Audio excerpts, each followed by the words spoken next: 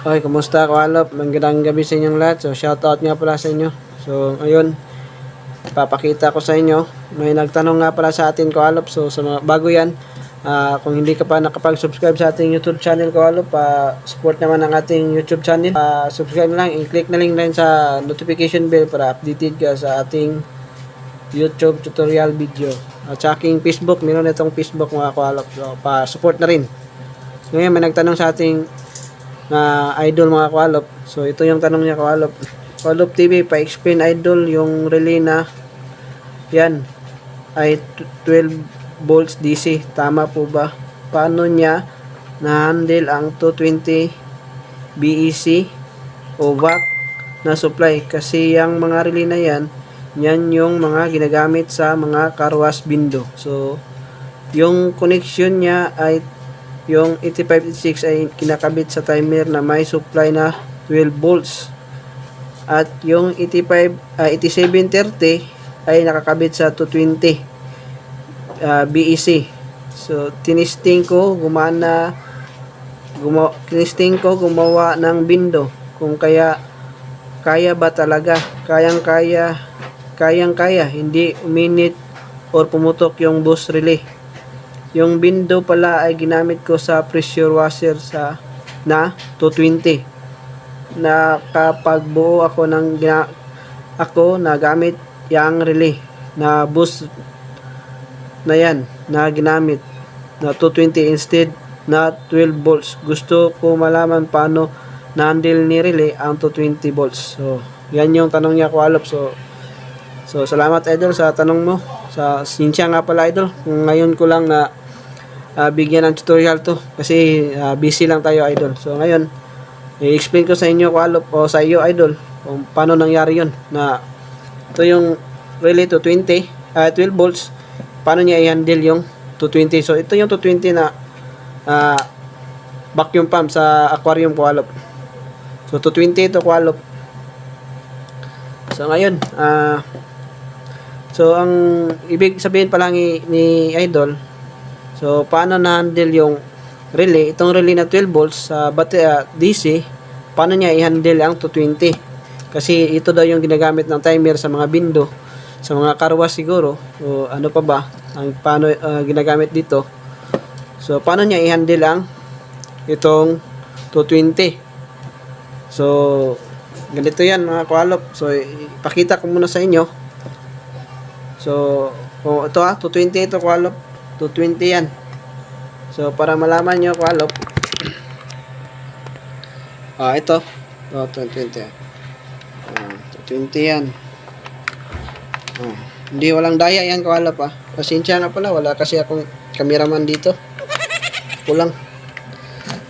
So ito yan yan 220 yung wire nya, walang daya yan, hindi yan edit Kualop.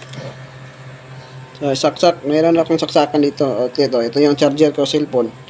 Saksak ko Kualop.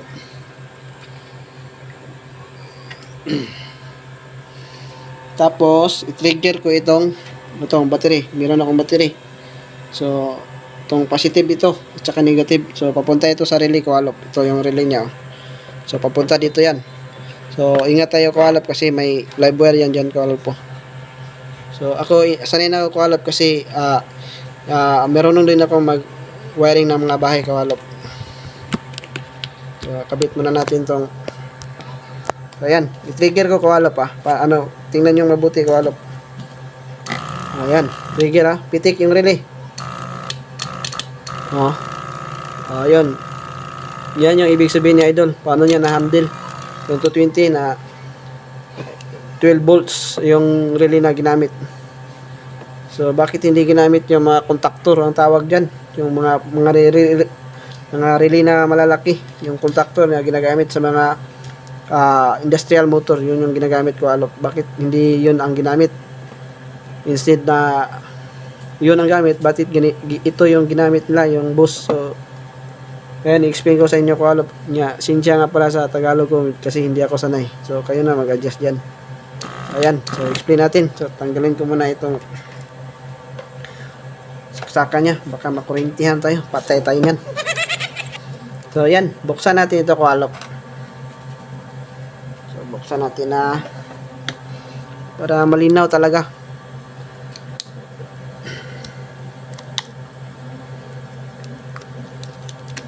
Paano niya i-handle? Ayan. Nabukas na, Kualop. So, ayan o. Bukas na yan o. So, alam naman natin o. Marami naman ang tutorial sa inyo. Siguro alam niyo na kung ano yung 85 at saka 86. Ito yung nagtitrigger. 86 at saka 85. Ito yung nagtitrigger. Baliktaran yan, Kualop. Di ba lang kung may diode. So, sa mga hindi pa nakakaalam kung relay na may diode, so paki-visit ng aking YouTube channel, sa aking video about sa relay diode, Kualop, para alam nyo rin kung anong purpose ng relay diode. So, ito, wala tong diode, Kualop. So, pwede itong baliktaran. Kung may diode dito, hindi pwede baliktaran, Kualop, kung ano yung ground, yun. Yung ano yung live, yun din mga Kualop. Hindi pwede baliktaran. Yun, paano niya na-handle itong 220? So, ganito yan. Alam naman natin yung 30 is positive in. At saka 87 is out. So, out ito in at saka out. Pwede rin baliktaran yan. In ito 87, pwede rin out yung 30. So, ngayon, dito tayo mag-focus sa 86, 87 muna. So, lagyan ko ito ng wire. Anong mangyayari kung saan papunta yung kuryente? Mapunta ba dito sa 30 o sa 87? Kung may lalabas ba na kuryente? So, tingnan natin, Kualop. Ito na, Kualop. Pero natin yung test light. So, nakakabit ito sa battery, Kualop. Ayan o. Kabit yan sa battery. So, ayan. So, ito, ilaw So, yan. Ilaw. So, ngayon, ito yung relay niya, Kualop. So, ito yung relay. So, lagyan natin wire yung 85. Positive ito yung positive. Live yan. Nilagay ko sa 85. Test light natin. So, ito nyo, pitik yung relay. Pumitik. Kung mapunta dito, test light tayo sa 85, 86, 87, tsaka 30. So, walang lumabas na kuryente. So, dito naman tayo sa 86, Kualop. Test light natin 87, tsaka 30. So, walang kuryente na lumabas. Ngayon, dito tayo sa 30. Kung may maglabas ba talaga dito sa 85, 86, sa trigger niya, wala rin.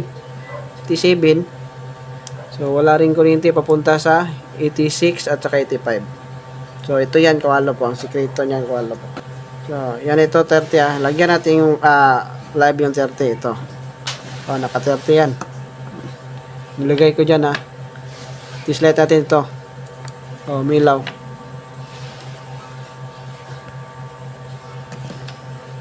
Milaw, Kualop, milaw, So, milaw, di ba, ang 30. So, ang linya ng 30, dito yan.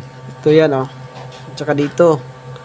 So, walang connection sa 85 at 86. Walang kuryente na nakarekta dito sa 85 at 86. Yan, Sa loob niya, wala siyang ibang contact. Baka isipin nyo, Kualop, itong 30, nakakonekta dito sa magnetic coil ng 86 at 85. Wala, idol, kasi may plastic yan, may plastic yan. So, dito rin sa kabila ng side ng coil, may plastic din yan. So, kita nyo may bakal.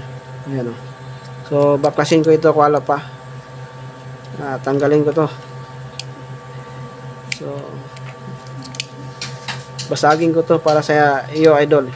Para malinaw talaga. So, wala, Kala mo, ito bakal 30, di ba? Didikit dito. So, itong bakal na to, wala yung contact dito sa coil. O yung magnetic niya. So, kahit nakadikit ito, kasi ito yung higop Pag trigger nito, magkakaroon ng magnetic. So, ang magnet, simply didikit sa bakal. So, ito, bakal ito, Kualop. Pag trigger mo ng relay, automatic magkaroon ng magnet. Siyempre, ito, magkaroon ng magnet. So, ito naman, yung sa kabila, yung sa 30, didikit naman dito. So nagkakaroon ng ito, yung contact niya lilipat dito sa 87. So yun yung idol. So wala siyang kuryente na lalabas talaga sa 86 at 85 pag mag-supply ka dito ng 220. So okay lang siya, supplyan mo ng 220. Kaya yun ang purpose, kaya gumana yung bindo mo o ano bang ginawa mo idol. O ano pa dyan, yung car wash timer, o yun. Yun ang technique idol. Kaya wala siyang kuryente na papasok dito. Ang delikado lang, pag itong plastic ay natunaw, karoon talaga ang short circuit o puputok, may puputok.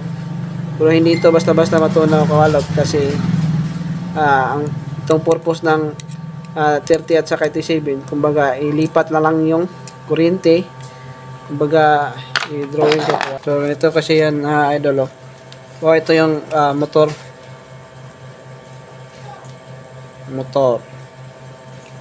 Ito yung supply ng 220 ito volts. So ito yung supply 220 volts. So natin konti. Ito yung may dalawang linya yung 220, neutral at saka live. So yung isa naman, itong isa nakarekta na yan sa motor.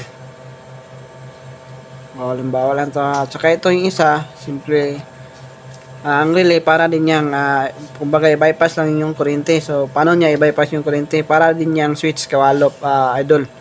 So halimbawa ito yung switch, contact yan, ganyan, contact point dito, ito contact point. Saka ito yung wire, papunta naman sa motor sa kabila. Ito, kita nyo. Bawa ito yung contact point ng output niya is ito yung 87. So ang input naman ito yung 30 din to, kasi sabay din kasi isang linya lang siya, 30. So halimbawa ito yung magnet.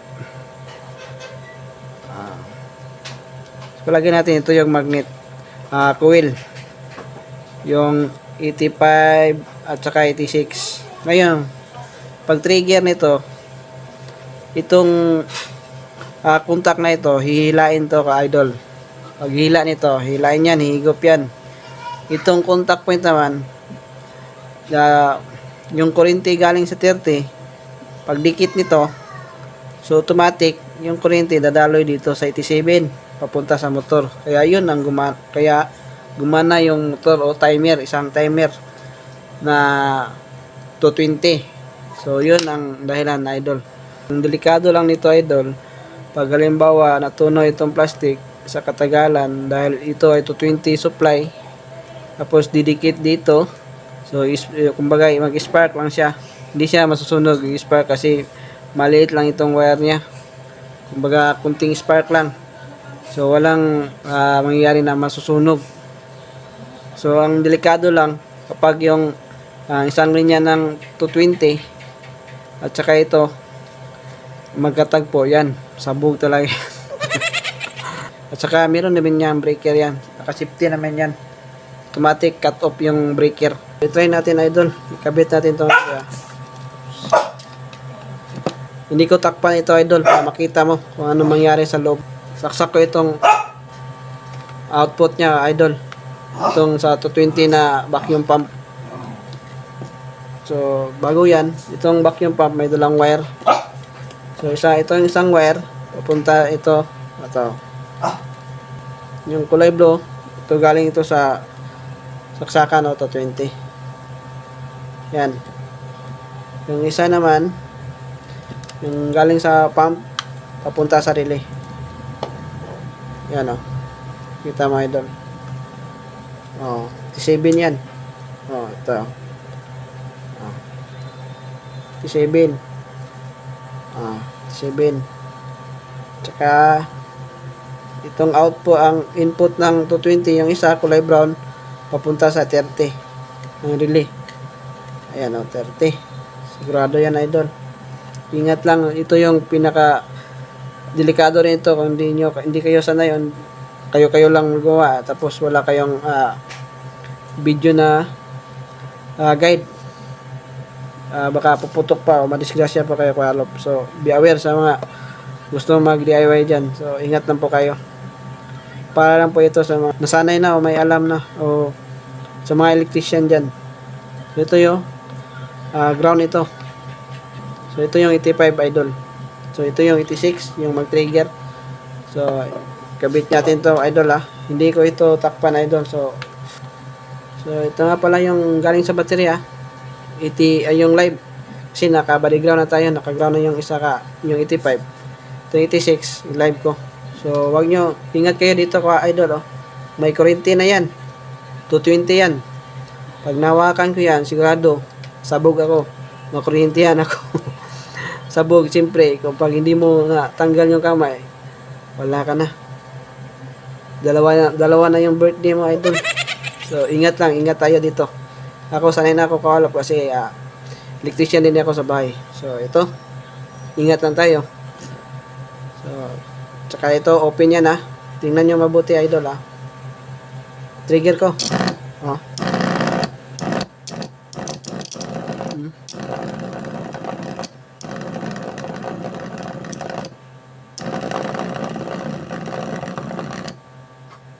Vibrate din yung kuhan ko. Ayan actual yan idol. Actual ito Ibang daya yan. So sa mga hindi pa nakapag-subscribe, tanggalin ko muna ito idol. Disconnect ko muna yung live. Yung saksakan, baka matsambahan pa ako. So sa mga hindi pa nakapag-subscribe, pag-subscribe naman dyan. So pa-support na rin sa aking YouTube channel at saka sa aking Facebook page. So idol, sana nasagot ko yung tanong mo. At least nalinawan ka idol. So sinsya na rin sa aking pag-explain kung medyo naguluhan ka o depende na rin. Kasi hindi ako sanay mag-Tagalog. At least na actual natin na ito walang connection. Salamat. Kuya Alop.